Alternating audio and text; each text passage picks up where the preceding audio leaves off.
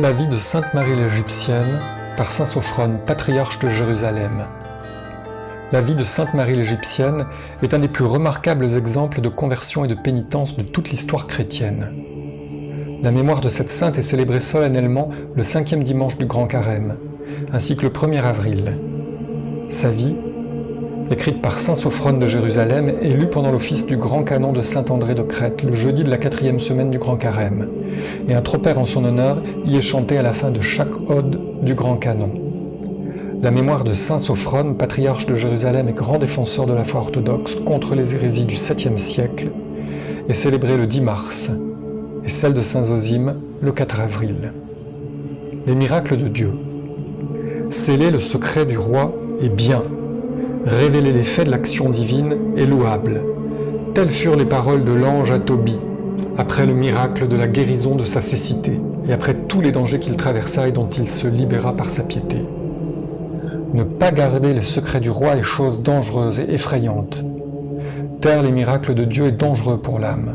C'est pourquoi, mu par la crainte de taire ce qui est divin, et me remémorant le châtiment promis à l'esclave qui, ayant reçu de son maître un talent, l'a enfoui dans la terre et a, sans aucun profit, caché ce qui lui avait été donné pour le faire fructifier, je ne tairai pas le saint récit parvenu jusqu'à nous.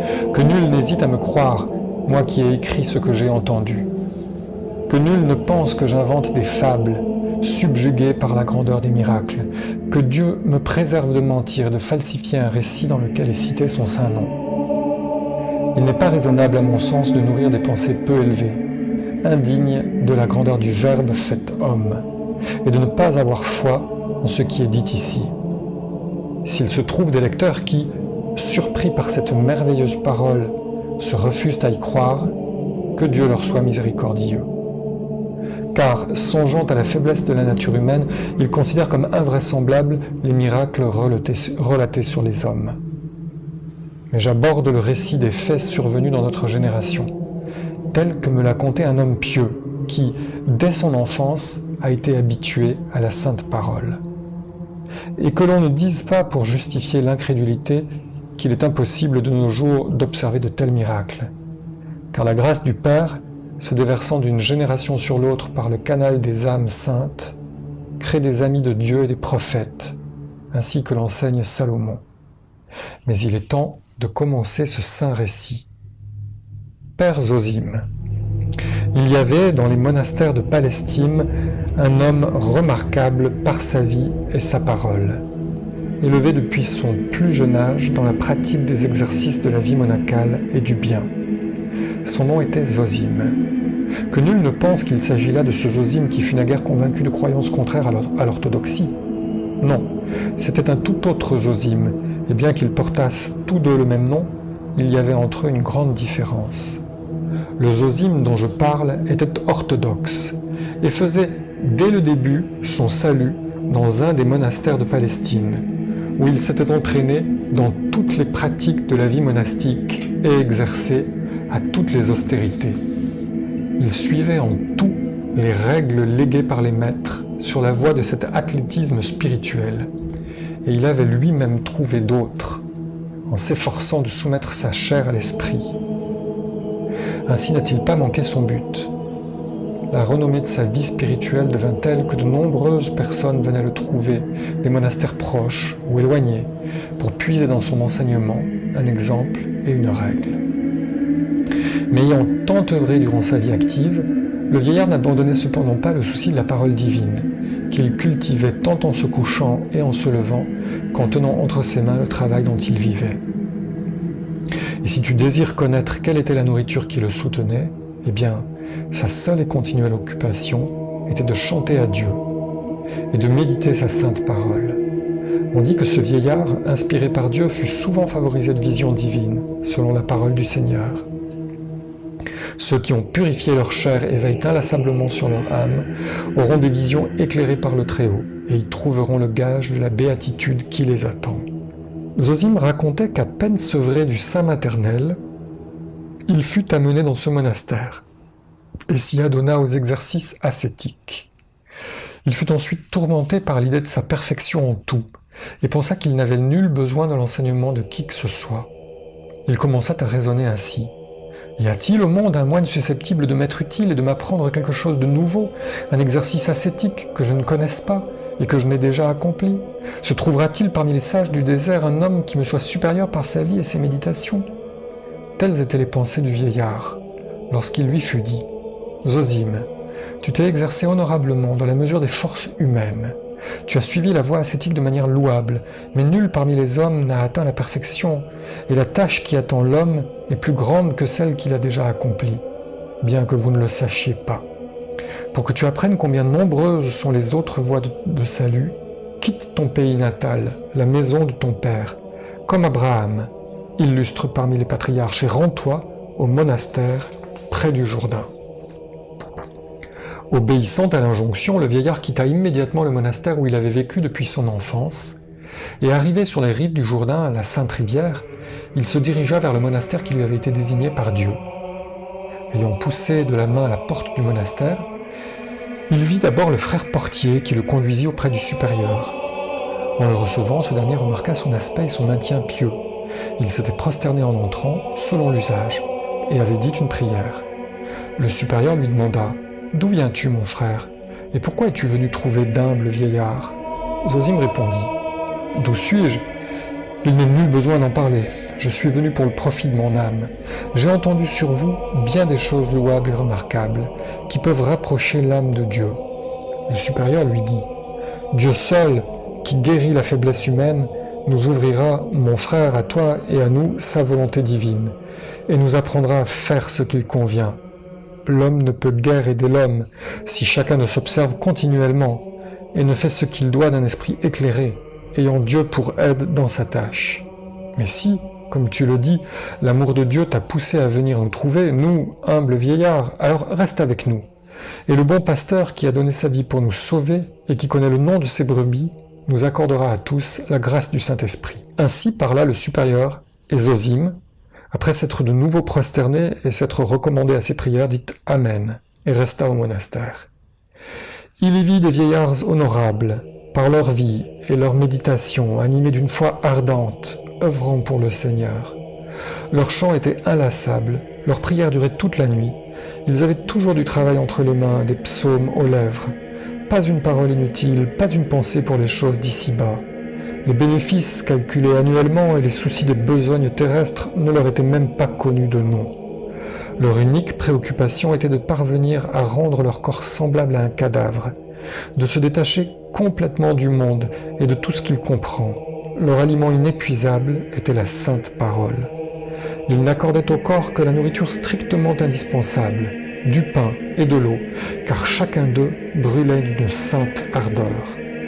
En voyant cela, Zosime, comme il le disait lui-même, profitait grandement de cet enseignement, et il accélérait sa course en avant, car il avait trouvé des compagnons qui cultivaient avec zèle le jardin de Dieu. Bien des jours passèrent ainsi, et vint enfin l'époque à laquelle il est recommandé aux chrétiens de faire carême, afin de se préparer à saluer dignement la sainte passion et la résurrection du Christ.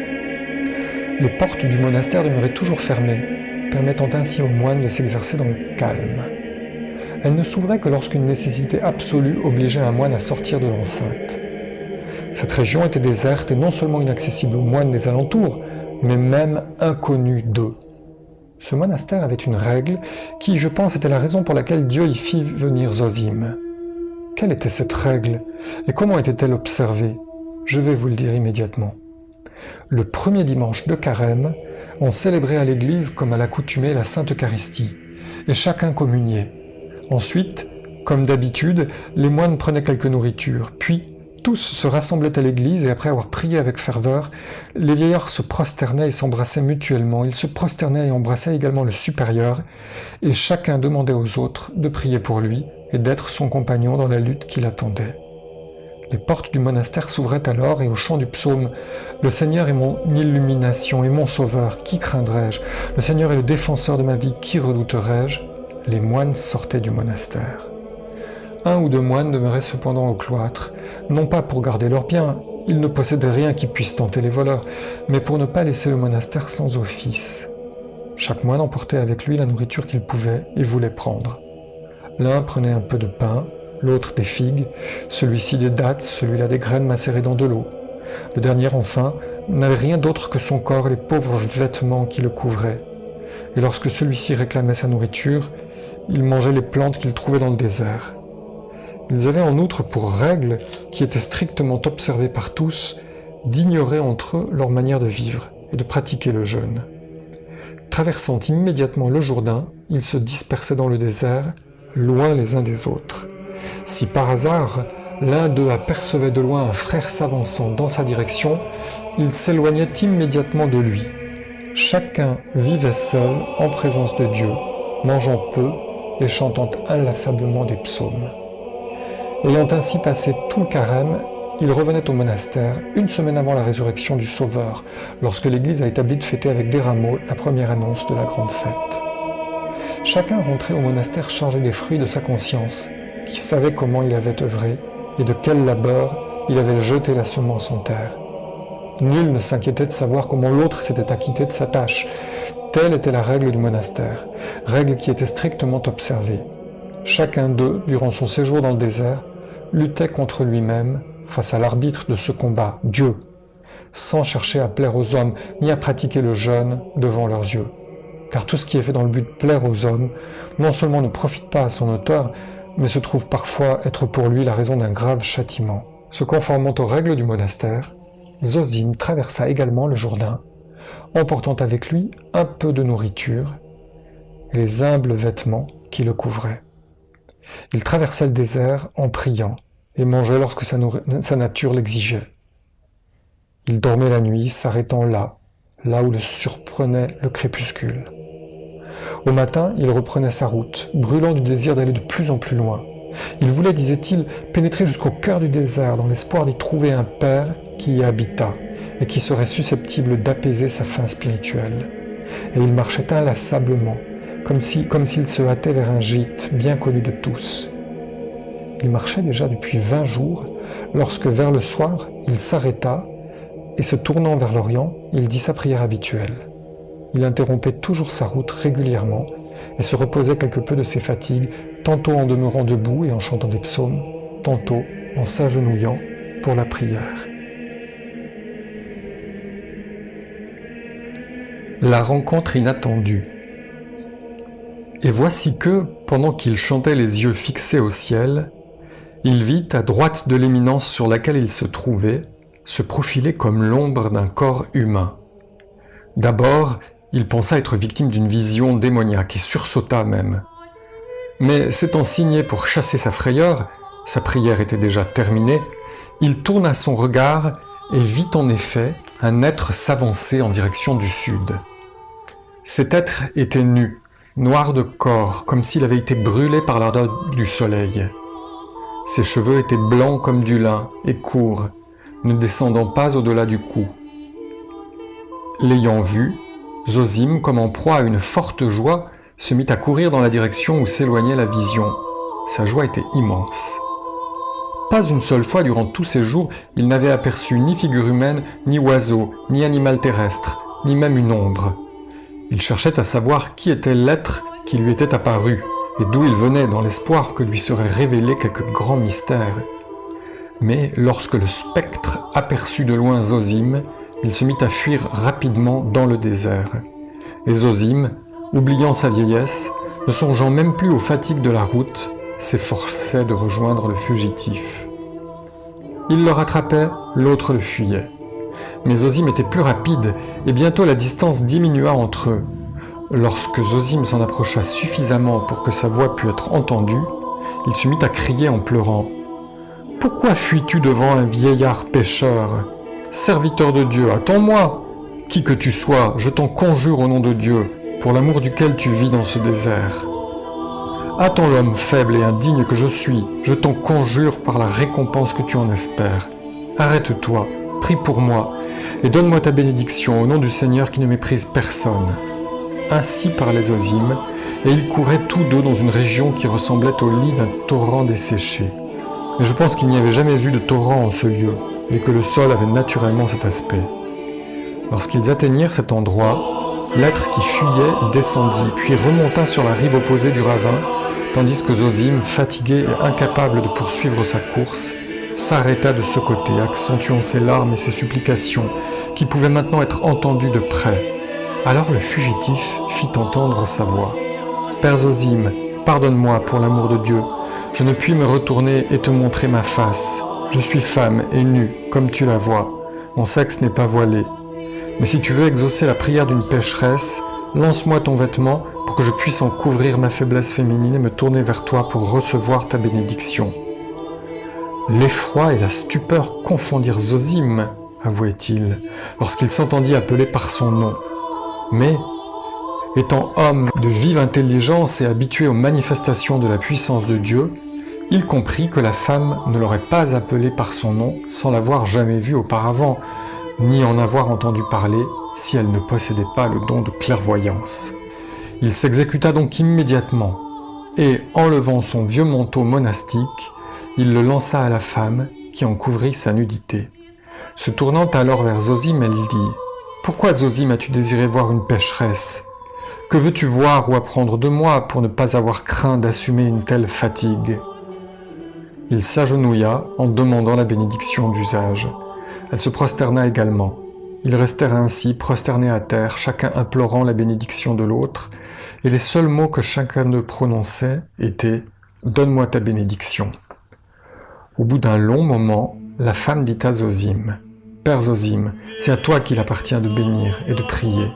Tu es honoré de la dignité de prêtre. Depuis de nombreuses années, tu officies devant l'autel et tu présentes à Dieu l'offrande des saints dons. » Ces paroles augmentèrent encore l'effroi du vieillard. Il se mit à trembler, son corps se couvrit de sueur. Il gémit et sa voix se brisa. Enfin, reprenant son souffle à grand-peine, il dit à la femme « Ô mère habitée par le divin esprit, il apparaît de ta façon de vivre que tu demeures près de Dieu et que tu es déjà presque morte pour ce monde. Évidente est également la grâce qui t'est accordée par le Seigneur, puisque tu m'as appelé par mon nom et tu as reconnu ma qualité de prêtre sans m'avoir jamais vu auparavant. La grâce se reconnaît non au rang mais au don spirituel. Donne-moi donc ta bénédiction pour l'amour de Dieu, et prie pour moi qui ai besoin de ton intercession. » Alors, cédant au désir du vieillard, la femme dit « Béni soit Dieu, qui veille au salut des hommes et des âmes. » Zosime répondit « Amen », et tous deux se relevèrent. La femme dit au vieillard « Pourquoi es-tu venu, homme, trouver une pécheresse? Pour quelle raison as-tu voulu voir une femme dépourvue de toute vertu? Du reste, tu as été amené ici par la grâce du Saint-Esprit, afin d'assurer à mon intention un service opportun. Dis-moi, comment vit maintenant le monde chrétien et les rois? Comment est gouvernée l'Église ?» Zosime lui répondit « Par les saintes prières, ma mère, le Christ nous a donné à tous une paix durable. Mais exauce l'humble requête d'un vieillard et prie pour le monde entier et pour moi, pauvre pécheur, afin que mon séjour en ce désert ne reste pas sans fruit pour moi. » Elle lui répondit « Il t'appartient à toi, Père Zosime, au prêtre, de prier pour moi et pour tous, car à cela tu as été appelé. Mais puisque nous devons faire preuve d'obéissance, je ferai volontiers ce que tu me commandes. » Ceci dit, elle se tourna vers l'Orient, regarda vers le ciel et en levant les bras, commença à prier. Zosime ne distinguait pas les mots de sorte qu'il ne pouvait comprendre sa prière.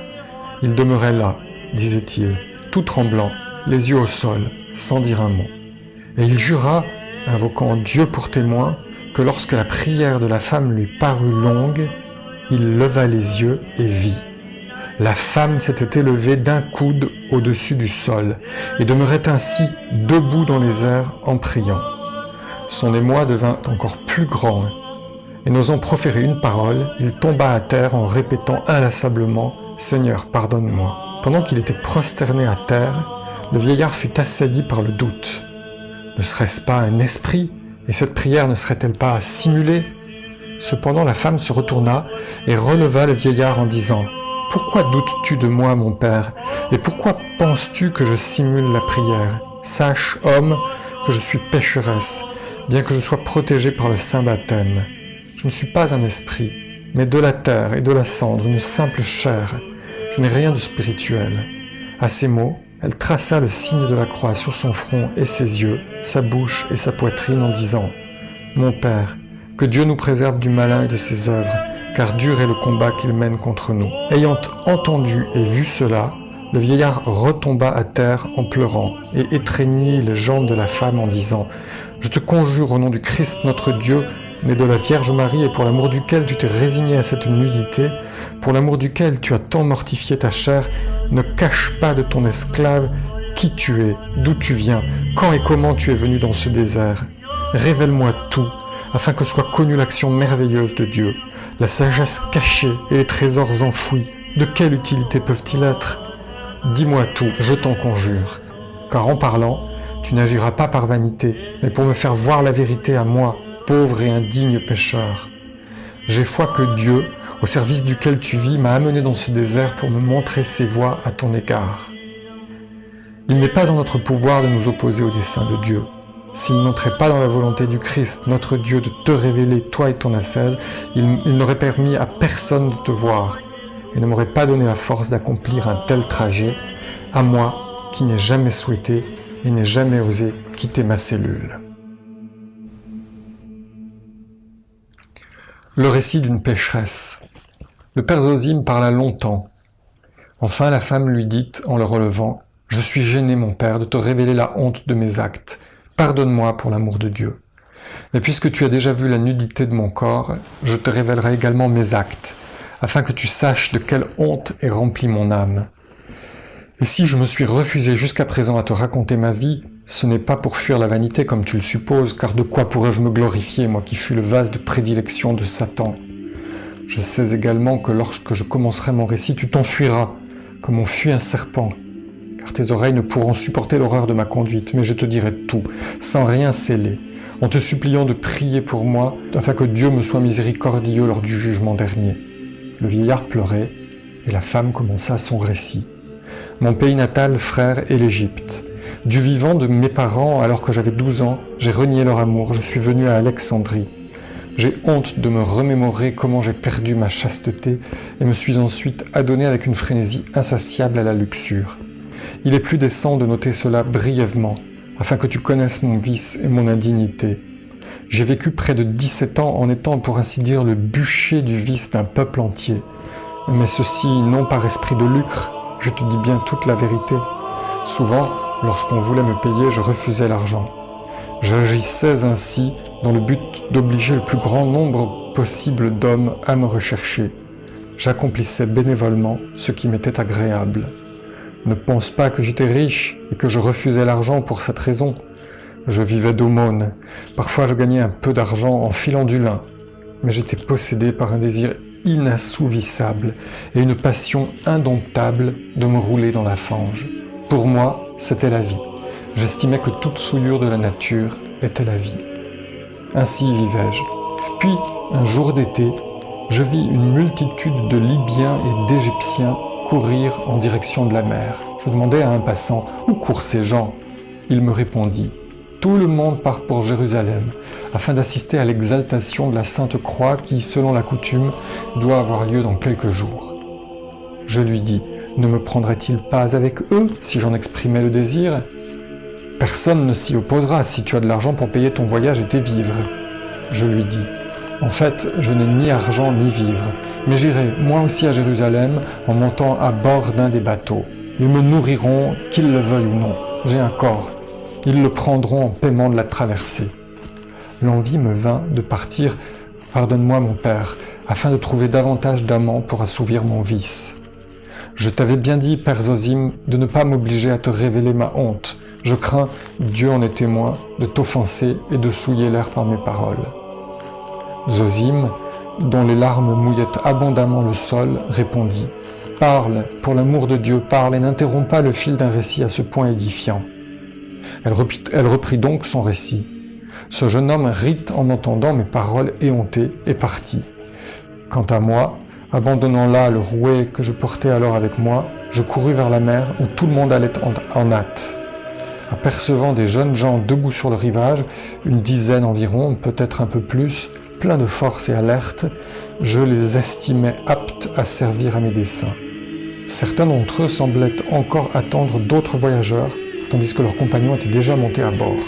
Sans vergogne, comme à l'ordinaire, Je me mêlais à leur groupe. « Prenez-moi avec vous, dis-je, je ne serai pas de trop pour vous. » J'ajoutais quelques mots encore pires, provoquant le rire général.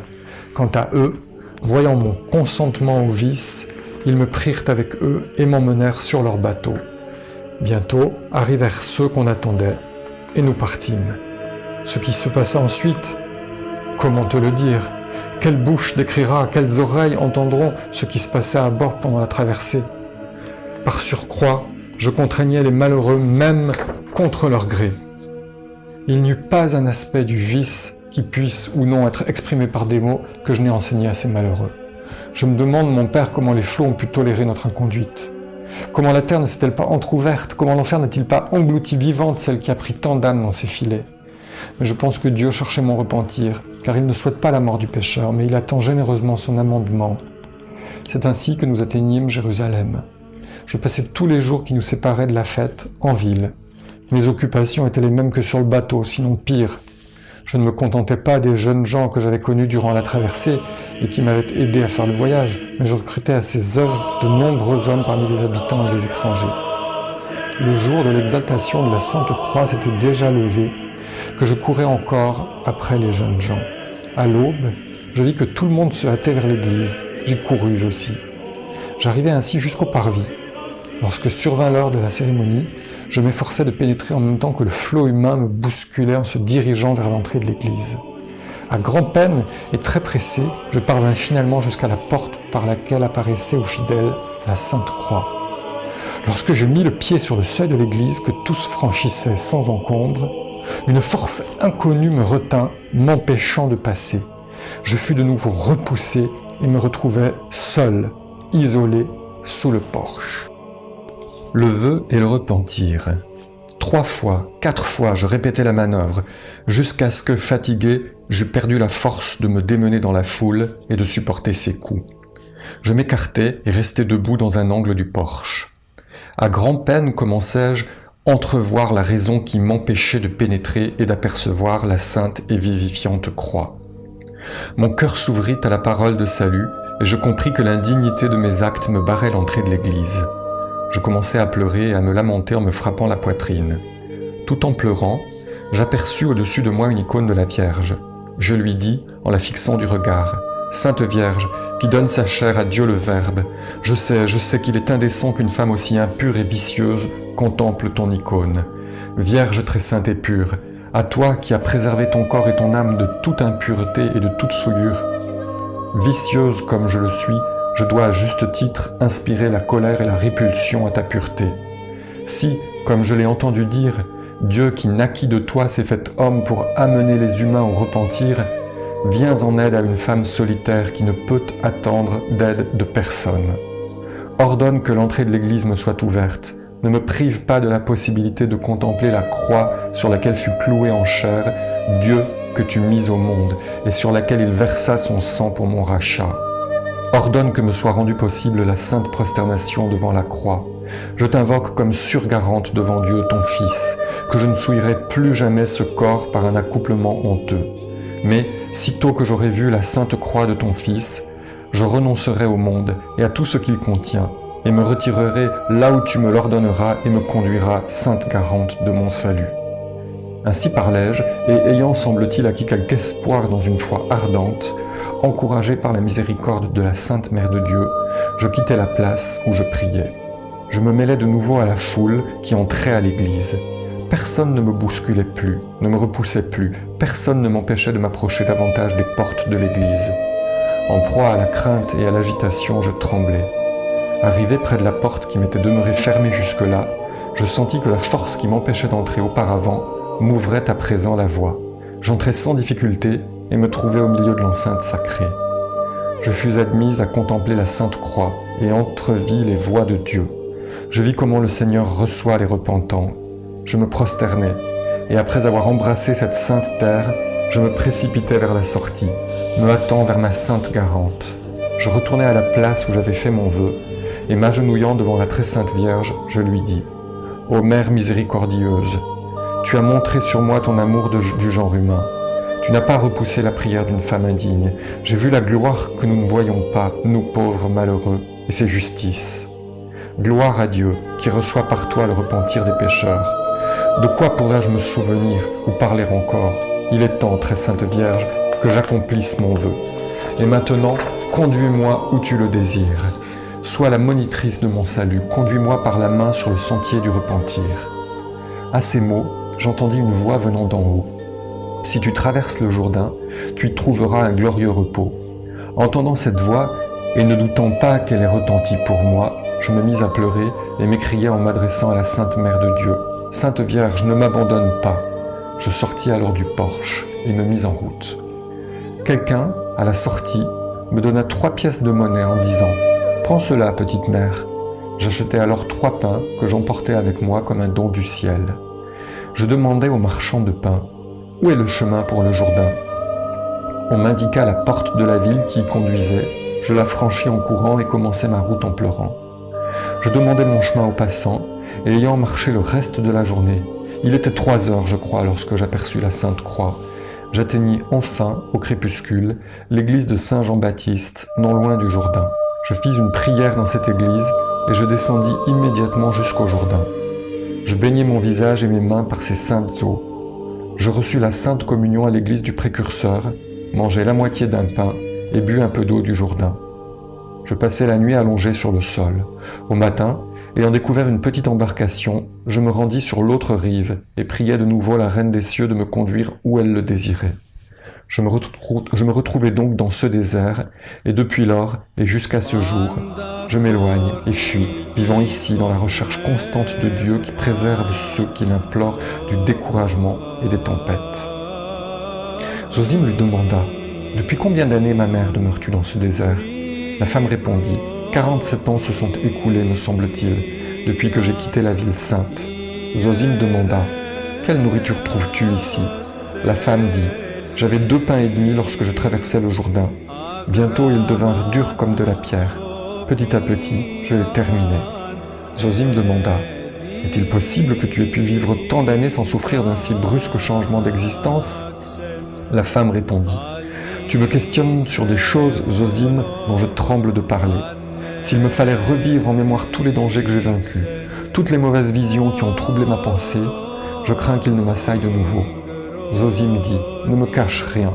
J'ai prié de tout me dire sans réticence. » Elle continua « Crois-moi, mon père, j'ai vécu 17 ans dans ce désert en luttant contre les animaux sauvages, mes désirs forcenés. Dès que je m'apprêtais à prendre quelque nourriture, j'aspirais à manger de la viande ou du poisson si abondant en Égypte. Je désirais boire du vin, que j'aimais tant, j'en buvais beaucoup autant que je vivais dans le monde. Ici, je n'avais même pas d'eau, et je souffris horriblement de la soif. J'étais également torturé par un désir ardent de chanter les chansons grivoises du démon que j'avais apprises naguère. Je me frappais immédiatement la poitrine en pleurant et me remettais en mémoire les serments que j'avais faits en me retirant dans le désert. Je revoyais en pensée l'icône de la Vierge qui m'avait reçu.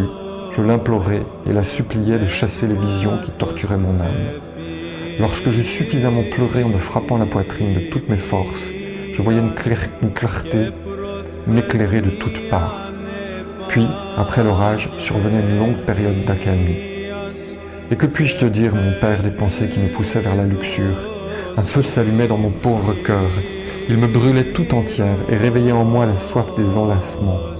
Dès que cette tentation s'emparait de moi, je me jetais à terre, mouillais le sol de mes larmes, comme si ma sainte Garante eût apparu devant mes yeux et me menaça de châtier le crime. Je ne me relevais, cela durait parfois 1 jour et 1 nuit, que lorsque la douce clarté m'illuminait et chassait les visions qui me hantaient. J'ai toujours dirigé ma pensée vers ma sainte Garante, en implorant son secours pour celle qui se noyait dans les flots du désert. Elle a été mon aide et la marraine de mon salut. Ainsi ai-je vécu 17 ans au milieu de 1000 dangers. Depuis et jusqu'à ce jour, ma protectrice me soutient en toutes circonstances et semble me conduire par la main. Zosime demanda « Est-il possible que tu n'aies pas manqué de nourriture et de vêtements ?» Elle répondit « Ayant fini les pains dont je t'ai parlé, je me suis nourri pendant 17 ans des herbes et de tout ce que l'on peut trouver dans le désert. Quant aux vêtements que je portais lorsque j'ai traversé le Jourdain, ils se sont déchirés et usés. J'ai beaucoup souffert du froid, de même que de la chaleur torride de l'été. Tantôt j'étais brûlé par le soleil, tantôt je tremblais de froid, et souvent, tombant sur le sol, j'y demeurais allongé, sans respiration ni mouvement. J'ai lutté contre de nombreuses adversités et de terribles tentations. Mais depuis cette époque, et jusqu'à ce jour, la Providence a protégé mon âme de pécheresse et mon pauvre corps par les voies les plus variées. Lorsque je pense de quel mot m'a sauvé le Seigneur, j'y trouve un aliment spirituel et un espoir de salut. Je me nourris et me vêtis de la parole de Dieu, maître de toutes choses, et à défaut de vêtements, ceux qui auront rejeté les voiles du péché se vêtiront de pierre. Zosime, constatant qu'elle citait les saintes écritures, Moïse et Job, lui demanda « Tu as lu les psaumes et les autres livres ?» Elle sourit à ces mots et dit au vieillard « Crois-moi, je n'ai pas même vu figure humaine depuis le jour où j'ai traversé le Jourdain, sauf toi aujourd'hui. Je n'ai vu ni bête, ni aucun être vivant depuis que j'ai connu ce désert. Je n'ai jamais lu de livre. Je n'ai même jamais entendu quelqu'un chanter ou lire un livre. Mais la parole divine, vivante et agissante, donne elle-même à l'homme toutes les connaissances. Voici la fin de mon récit. De même que je t'en ai prié au début, je te conjure encore maintenant, au nom du Verbe, de prier le Seigneur pour moi, pauvre pécheresse. » Ceci dit, ayant mis fin à son récit, elle se prosterna devant le vieillard qui s'écria avec des sanglots dans la voix « Béni soit Dieu qui a créé sans compter ce qui est grand et merveilleux, admirable et surprenant. Béni soit Dieu qui m'a montré comment il comble ceux qui le craignent. En vérité, Seigneur, tu n'abandonnes pas ceux qui te recherchent. » La Sainte Communion. Retenant le vieillard, la femme ne lui permit pas de se prosterner devant elle, mais elle dit « Je te conjure, au nom du Christ, notre Seigneur et Dieu, de ne révéler à personne ce que tu viens d'entendre, tant que Dieu ne m'aura pas délivré de cette terre. Et maintenant, pars en paix, et l'année prochaine tu me reverras, et je te verrai de nouveau, si Dieu miséricordieux te conserve la vie. Serviteur de Dieu, fais ce que je vais te demander maintenant. Au grand carême de l'année prochaine, ne traverse pas le Jourdain comme il est de coutume dans votre monastère. » Zosime fut surpris de constater qu'elle connaissait même les règles de son monastère, mais ne prononça pas d'autre parole que « Gloire à Dieu qui comble ceux qui l'aiment. » La femme continua « Demeure au monastère, mon père. Même si tu le voulais, il te sera impossible d'en sortir. Mais au crépuscule du jour où l'on commémore la scène, prends à mon intention dans un vase sacré digne d'un tel dépôt une parcelle de la chair et du sang vivifiant du Christ. Apporte-les ici et attends-moi sur la rive du Jourdain la plus proche des lieux habités, afin que je puisse recevoir la Sainte Communion. Depuis que j'ai communié à l'église du Précurseur avant de traverser le Jourdain et jusqu'à ce jour, je n'ai pas approché de la Sainte Table. Mais maintenant j'y aspire avec un irrésistible amour. C'est pourquoi je te demande et te supplie d'accéder à ma requête. Apporte-moi les saints et vivifiants dons à l'aube du jour où le Seigneur fit participer ses disciples à la Sainte Seine. Et dis au Père Jean, supérieur du monastère où tu demeures, « Observe-toi et observe ton troupeau, il se passe chez vous des choses qui demandent à être corrigées. Mais je désire que tu lui dises cela non pas maintenant, mais lorsque le Seigneur te le suggérera. Prie pour moi. » À ces mots, la femme disparut dans les profondeurs du désert. Zosime s'agenouilla, embrassa le sol sur lequel s'étaient posés ses pieds et rendit gloire et grâce à Dieu. Traversant de nouveau le désert, il revint au monastère le jour même où les autres moines y faisaient leur rentrée. Toute l'année, il garda le silence, n'osant révéler à personne ce qu'il avait vu. Mais en lui-même, il priait Dieu de lui montrer de nouveau le visage désiré. Il se tourmentait et s'impatientait à l'idée du long délai que représente une année, et souhaitait que sa durée fût, si possible, ramenée à 1 jour. Lorsqu'arriva le dimanche qui commence le carême, les moines sortirent du monastère après les prières d'usage en chantant des psaumes. Quant à Zosime, il fut retenu par la maladie. Il brûlait de fièvre. Il se rappela alors les paroles de la sainte. « Même si tu le voulais, il te sera impossible de quitter le monastère. » Bien des jours passèrent, puis, se relevant de maladie, il demeura au monastère. Mais lorsque les moines revinrent au cloître, le jeudi saint, il fit ce qui lui avait été ordonné. Déposant dans un petit ciboire une parcelle de la sainte chair et du sang du Christ, notre Dieu, il mit dans un panier quelques figues, des dattes, ainsi qu'une faible quantité de lentilles trempées dans de l'eau, et sortit du monastère tard dans la soirée. Arrivé sur les bords du Jourdain, il s'y assit en attendant la venue de la Sainte. Elle tardait à venir, mais Zosime ne dormait pas et ne quittait pas le désert des yeux, attendant l'arrivée souhaitée. Assis sur le sol, le vieillard pensait « Mon indignité l'a-t-elle empêché de venir ? Où est-elle venue ? Et ne me trouvant pas, s'en est-elle retournée ?» Et parlant ainsi, il se mit à pleurer.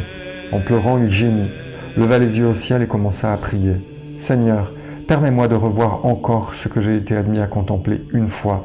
Ne me laisse pas repartir en emportant la preuve de mes péchés. » Ayant prié et pleuré ainsi, il eut une autre pensée.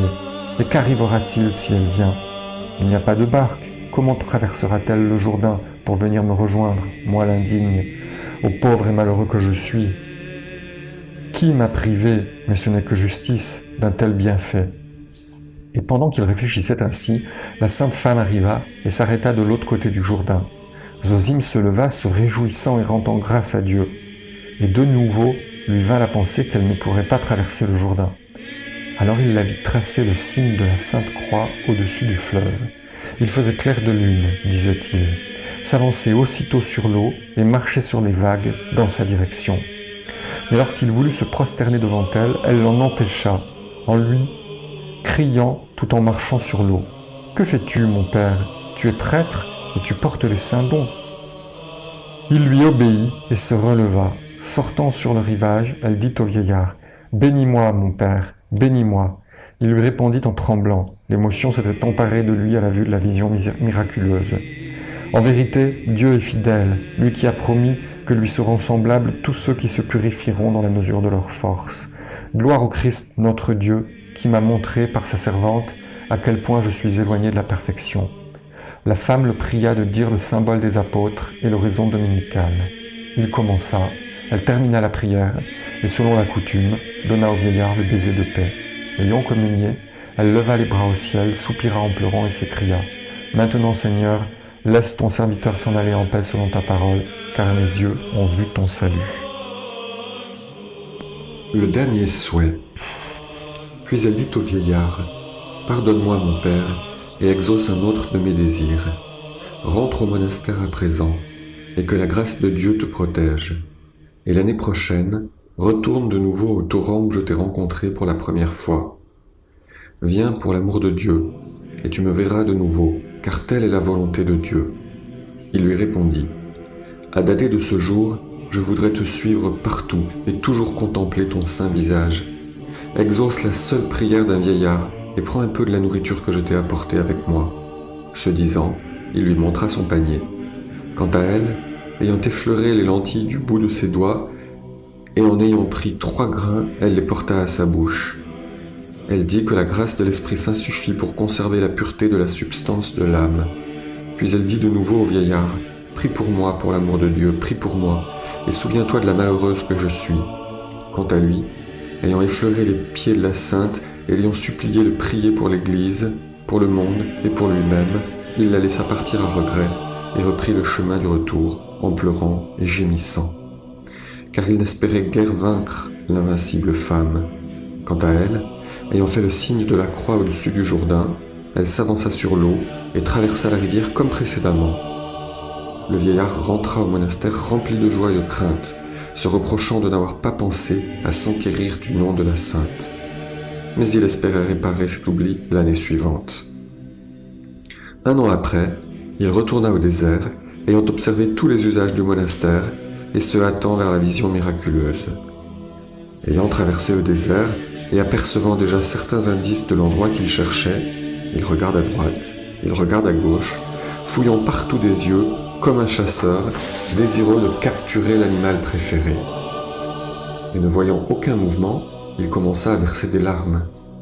Dirigeant son regard vers le ciel, il pria « Seigneur, montre-moi le pur trésor que tu as caché dans ce désert. Montre-moi, je t'en supplie, l'ange de chair dont le monde est indigne. » En priant ainsi, il arriva à la région dont l'aspect était celui d'un torrent desséché. Et sur la rive opposée, il vit la Sainte, étendue, morte, tournée vers l'Orient. Ses mains étaient croisées comme il convient. S'approchant d'elle, il couvrit de larmes les pieds de la bienheureuse. Il n'osa la toucher autrement. Ayant pleuré longtemps, ayant récité les psaumes de circonstance, Il dit la prière des morts et pensa : ne conviendrait-il pas d'inhumer le corps de la sainte, à moins que cela ne lui déplaise ? À cet instant, il aperçut près de la tête de la morte ces mots tracés sur le sol : Père Zosime, enterre à cet endroit le corps de l'humble Marie, restitue la poussière à la poussière. Après avoir prié le Seigneur pour moi, morte au mois de Pharmoufi égyptien, appelé avril en romain, le premier jour, dans la nuit même de la Passion du Seigneur, après avoir reçu la Sainte Communion. Ayant lu ces mots, le vieillard se réjouit d'avoir appris le nom de la Sainte. Il comprit qu'aussitôt après avoir communié sur les bords du Jourdain, la Sainte s'était transportée à l'endroit où elle était morte. Cette distance, que Zosime mit 20 jours à parcourir avec peine, Marie la couvrit en 1 heure et rendit immédiatement son âme à Dieu. Rendant gloire à Dieu et couvrant le corps de la défunte de ses larmes, il dit : « Il est temps, Zosime, de faire ce qui t'est ordonné. Mais comment pourras-tu creuser une tombe, malheureux, sans rien avoir en main ?» À cet instant, il aperçut non loin de là un morceau de bois jeté dans le désert. Il le prit et il commença à creuser. Mais la terre était sèche et ne cédait pas aux efforts du vieillard. Il se fatigua, transpirant abondamment. Soupirant du fond du cœur, il leva les yeux et vit un grand lion debout près de la dépouille de la sainte dont il léchait les pieds.